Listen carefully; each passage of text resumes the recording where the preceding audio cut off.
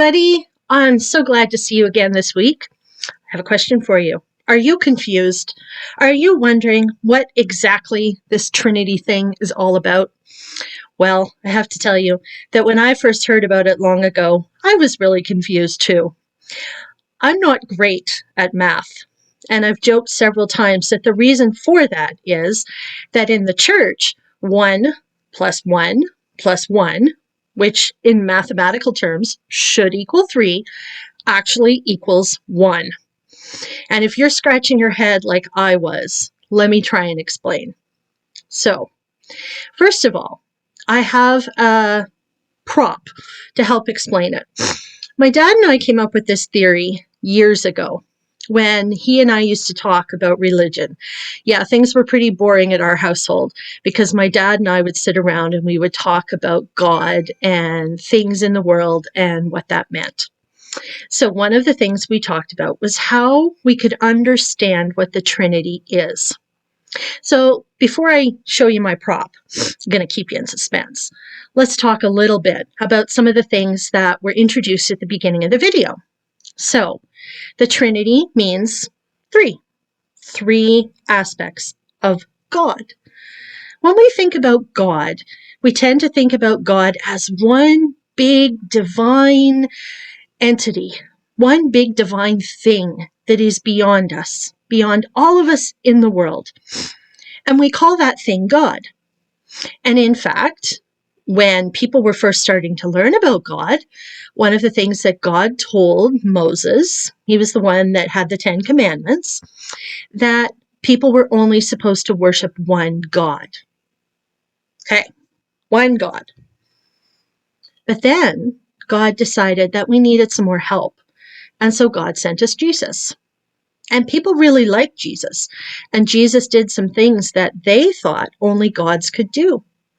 And Jesus was very special, and we know this. So then people were a little confused because Jesus was able to do the things that God had done, and Jesus loved us, and God sent us Jesus. So people wanted to worship Jesus too. But we had this rule about only worshiping one God. So they were scratching their heads and trying to figure out what this meant. And then after Jesus died and was resurrected, went back to heaven, something else happened that made things much more confusing. Along came the Spirit of God. And that Spirit was also from God and inspired people and allowed them to do things that only before special people like Jesus or prophets chosen by God who had God's gift and Spirit with them were able to do. So now the Spirit was making people be like gods, and people wanted to worship the Spirit. Well, now we have 3 parts of this divine God that we can't understand.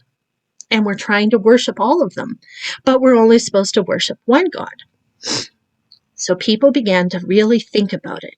And what they came up with is that God is 3 separate special beings, but also only one. Now, this is the part where you're free to scratch your head again and say, huh? All of those smart people might understand what that was thinking. That was all about ancient times ago, thousands of years ago. But it doesn't make much sense to me. And it didn't make sense to me either. And that's what my dad and I talked about. And this is when he came up with the idea of the ink cartridge to explain the Trinity. It's just a regular ink cartridge from my Canon printer at work. It's color, though. This is the important part. And I've taken the top off so you can see exactly why it's important. So if you look at this carefully, you can see that there's 3 little spaces inside this ink cartridge that help make the colors separated. So you've got a red spot here at the top, you've got a blue spot down here, and over here you have a yellow one. And so this is how the 3 colors in the ink cartridge stay separate. And you can print red, you can print blue, you can print yellow, or you can print a combination of the 3. Now, They're all three separate colors in this ink cartridge. But if I went to the store for my particular printer and I said, could I have a red ink cartridge, please? They would say, no, you have a color ink cartridge. And they would say the same thing if I asked for a blue one or a yellow one. Because this whole thing is a color ink cartridge, even though inside of it there are three separate parts. And if I want to print, you can see on the back what it looks like. We all know what an ink cartridge looks like. If I want to print two colors together, like red and yellow to get orange, or yellow and green, yellow and blue to get green, they work together. But they're still separate. But they're all the same consistency too. They're all made of the same chemical components that equals ink. They just have different colors added to them. So they're all made of the same thing. They all do the same thing in that they all create color, and they're all part of the same ink cartridge. And yet the colors are different, and so in some ways they have unique gifts. So, how is this like God? Well, you see, I think that God is like the ink cartridge in that it's one divine entity, one divine being, one divine thing that we worship, one God. And that's how we abide by Moses' rule. We worship one God. But because God is amazing and mysterious and we don't understand God, God can also be three things. And so when God sent Jesus to earth to be with us and to help us, God was in heaven, and yet somehow some of God was also on earth with Jesus. And Jesus was God, and was God before he became Jesus, and is God after he stopped being Jesus on earth and became Jesus in heaven. And so God and Jesus share the same stuff. They're made of the same thing, the same divine force, but they do different things. God is the creator, the one who works and sets the universe and makes nature around us and makes us, and the one that we worship through the world and through each other. The job that Jesus came to earth to do was to teach us how to love God and how to understand God, to be our teacher, to be our friend, to help us have a friendly way to connect to God. Because sometimes if you're praying to the sky, to universe, to everywhere God is, it maybe feels like we're a little disconnected. But if we have a friend that we can talk to, like we would talk to a human friend, the way we talk to Jesus, it feels like we've got a much closer connection. And so Jesus is the human side, the real side that lived on earth, part of God. And then what about the Spirit? Well, last week we talked about Pentecost and the Spirit coming. And when the Spirit came, it was free-flowing. It wasn't connected to nature or the laws of the universe. It wasn't in a human form. It could go wherever it wanted, be wherever it wanted, be with everyone all at the same time. Totally free. It can live in you. It can live in me. It can live in all of us. But the Spirit, maybe the closest thing to the Spirit is maybe like Wi-Fi, in that when you're out in public, if you want to connect to the internet and Wi-Fi is there, you can.